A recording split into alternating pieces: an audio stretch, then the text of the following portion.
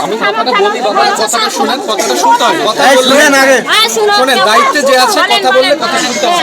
নওগাঁর পোরশায় বিকাশ বারোয়ারের নির্যাতনের বিচার দাবিতে ইউএনও অফিস ঘেরাও। আপনারা অনেক উত্তেজিত অবস্থায় আছেন, আপনারা এখন কথা বললে সমস্যার সমাধান হবে না। আমি আর ওসি সাহেব মিলে বিষয়টা নিয়ে আবার বসবো। আপনাদের যদি কোনো লিখিত অভিযোগ থাকে অভিযোগটা এখনই দিয়ে যান। নওগাঁ থেকে জলাশ পাহানের পাঠানো তথ্যচিত্রে বিস্তারিত জানাচ্ছি মাসুম বিল্লাহ।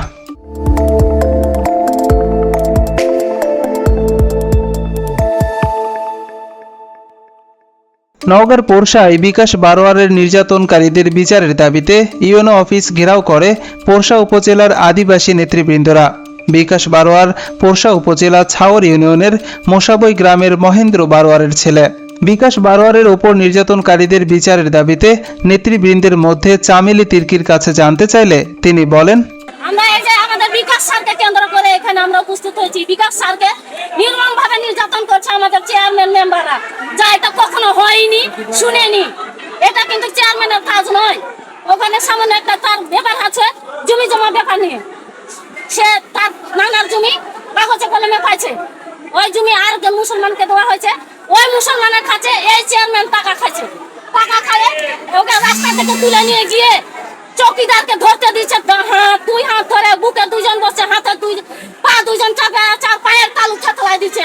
ইচ্ছা মতো মারছে সব। চেয়ারম্যান আগে মারছে, তারপরে সব মেম্বার গোলা টিপে মারে ফেলে দিবে বলে, ফ্যানের উপর বলে ঝুলাইয়া তাকে হত্যা করবে বলে। আচ্ছা দিদি, আমার আর একটা প্রশ্ন। আপনারা যে এখানে ইউএনও স্যারের এখানে যে আসছেন, ইউএনও স্যার আপনাদেরকে মানে বিচার আছে তো মনে আছে?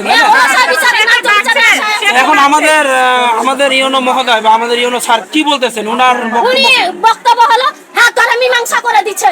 আমরা এই বিচার মানি না, এই বিচার আমরা কেউ মানি না। কেন হাত ধরে মীমাংসা মানি না? এই বিচার আমরা মানি না। ওর ন্যায্য বিচার চাই, ওর ওই মেম্বার চেয়ারম্যান চাকরি করতে। ভুক্তভোগী বিকাশ বারোয়ার সুষ্ঠু বিচার পেয়েছে কিনা তা জানতে চাইলে তিনি বলেন, আপনারা যে উপজেলাতে আসছিলেন, তো এখানে কি সুষ্ঠু বিচার হয়েছে? হয়নি, বিচার হয়নি এখানে। আজকে সুষ্ঠু বিচার হয়নি, আমি সুষ্ঠু বিচার পাইনি এখানে। এখানে কি ডিসিশন নিয়েছে যদি বলেন? মন্ত্রী বলে আমাদের বিচার করবে, মন্ত্রী 8 তারিখে আসবে বলে বিচার করবে। পোরশা উপজেলা নির্বাহী কর্মকর্তা মোহাম্মদ আরিফ আদনান বলেন, চেয়ারম্যান সাহেব যেটা করছে এটা অন্যায় করছে।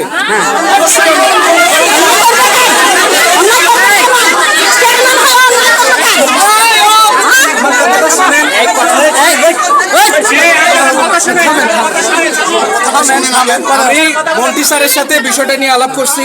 মন্ত্রী স্যার বিষয়টা অবগত আছেন, স্যারও বলছেন চেয়ারম্যান সাহেব যেটা করছে এটা ঠিক হয় নাই। এখন কি চেয়ারম্যান সাহেবকে আমরা কি ধরে মারতে পারি? আমরা আইনত ব্যবস্থা নিব তো, আমরা আইনত ব্যবস্থা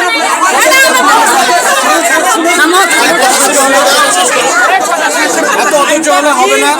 আমরা এখানে আসি সমস্যাটা সমাধানের জন্য। আমরা এখানে আসি সমস্যাটা সমাধানের জন্য। বিকাশকে মারা হয়েছে, আমরা এটা অবগত আছি। বিকাশকে চিকিৎসার ব্যবস্থা আমরা করছি। চেয়ারম্যান সাহেবকে আমরা এখানে ডাকা হয়েছে কি জন্য? তার বক্তব্য শোনার জন্য।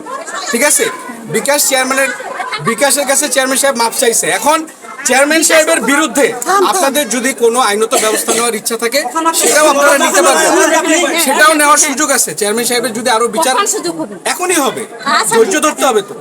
অধৈর্য হলে হবে না মায়েরা, অধৈর্য হলে কিছু হয় না। ধৈর্য নিয়ে করতে হয়। আপনারা উপরে গিয়ে ভাঙচুর করছেন, চেয়ারম্যান সাহেবকে বের করে নিয়ে এসে কি করবেন? মারবেন?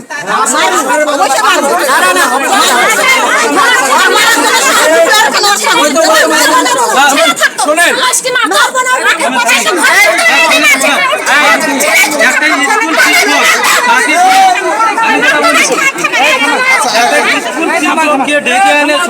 অবশ্যই এটা অন্যায়, অবশ্যই অন্যায়। আমরা মেনে নিব। আপনাদেরকে আমি বলে নাই যেটা অন্যায়, এটা অবশ্যই অন্যায়।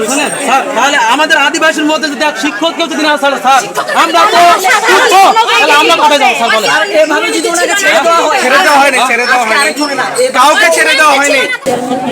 বিচার চাই আমি।